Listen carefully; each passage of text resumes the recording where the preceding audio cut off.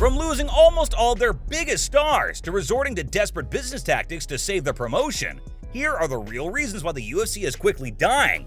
It's been revealed that UFC just lost its biggest star, Francis Ngannou. You heard me right. The Predator won't be fighting for the UFC anymore. And don't be disappointed just yet. He didn't give up fighting. He just gave up fighting for the UFC. Francis just made a big move. He finally put an end to his free agency by signing an epic contract with the PFL. This deal is seriously groundbreaking and has never been seen before in the world of mixed martial arts.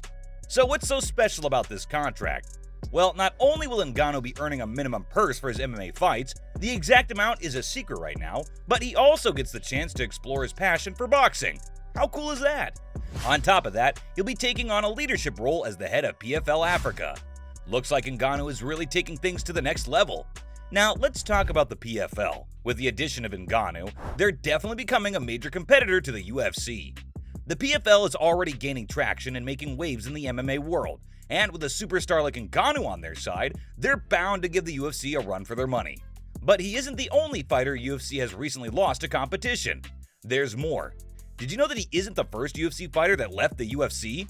In the recent years of the promotion, many high-profilers of the UFC world like Tyrone Spong, Alistair Overeem, and Gokhan Saki were signed by Glory, helping it turn into a bigger and more competitive promotion. While UFC has made little to no effort in changing their policies. As it turns out, their lack of enthusiasm for change might have just cost them their fighters. They're willing to leave the UFC for a better future.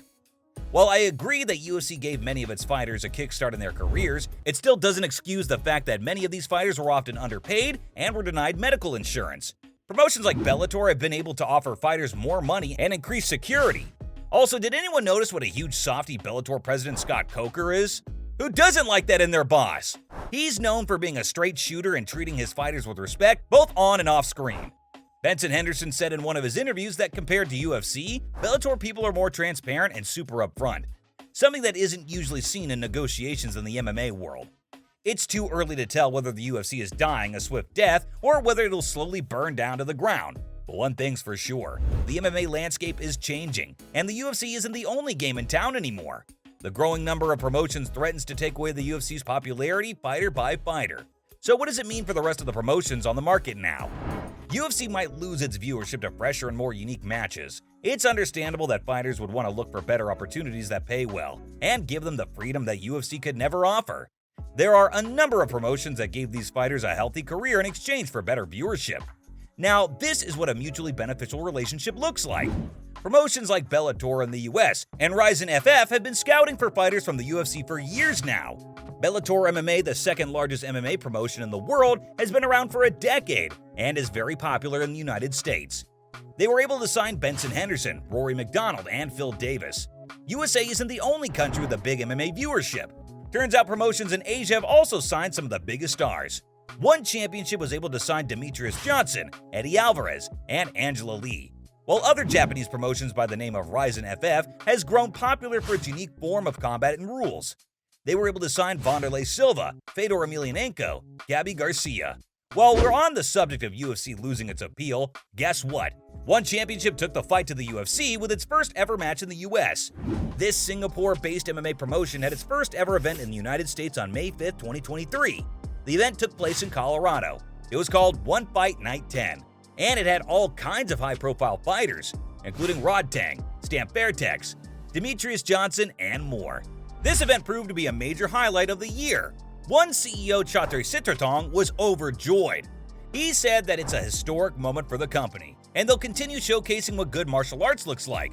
And boy, let me tell you one thing. It was a sucker punch to the UFC.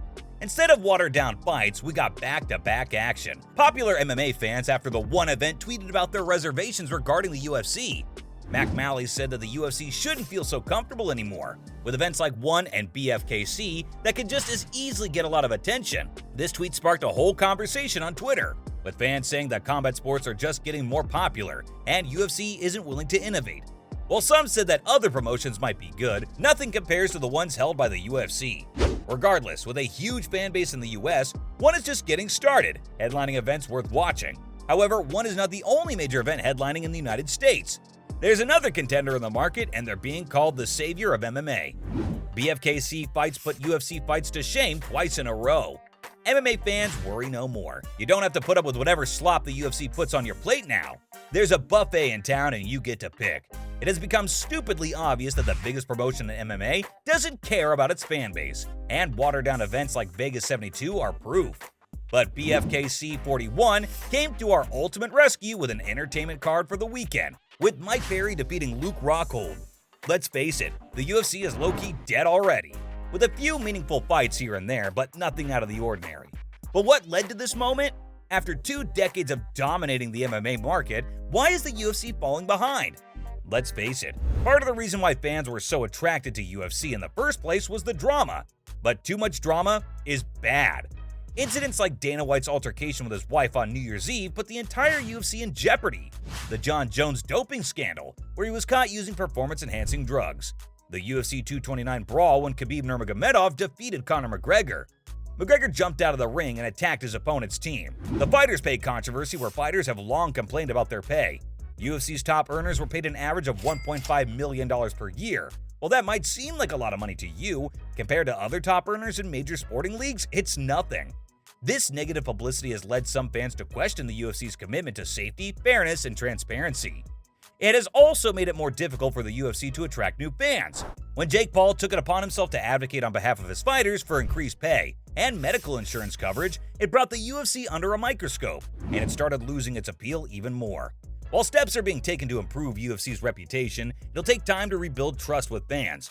But guess what? There's something else in the mix. You didn't think the UFC would go down without a fight? Turns out, UFC does have a few tricks left up its sleeves. They've merged with WWE. There's no fooling anyone. The merger between the UFC and WWE was a strategic move by both companies to dominate the combat sports market. We know that for the last 2 decades, UFC hasn't let any other promotion dominate the stage. But now that promotions are popping up in every corner of the world, they decided to merge with the next biggest company. WWE is a dominant force in professional wrestling, and coincidentally, they've also faced increasing competition from promotions like All Elite Wrestling. This merger might actually be good for UFC and WWE both. They'd be able to pool up their resources, mix up their talents to create a more competitive force in the market. They'd be able to explore and go where no man has gone before, innovate, and bounce back even stronger. It's survival of the fittest, and 2 of the best combat just got married. Is it just me, or did combat sports just get even more exciting? But hey, there are 2 sides of the coin. This merger will come with significant challenges. Don't forget, they're completely different companies, with different cultures and business models. It'll be incredibly challenging to integrate both companies and create an efficient system. The time it'll take to turn this into a smooth-sailing ship will give the competition time to build up their game. They'll face multiple regulatory hurdles from antitrust regulators as well. Either way, it's a calculated risk both companies took, and honestly, with the statistics at hand, this might go down in history as a failed scheme to save the UFC's throne in the market. So from their business tactics to save their brand, to losing their biggest stars to bigger promotions, these were the real reasons why the UFC is quickly dying.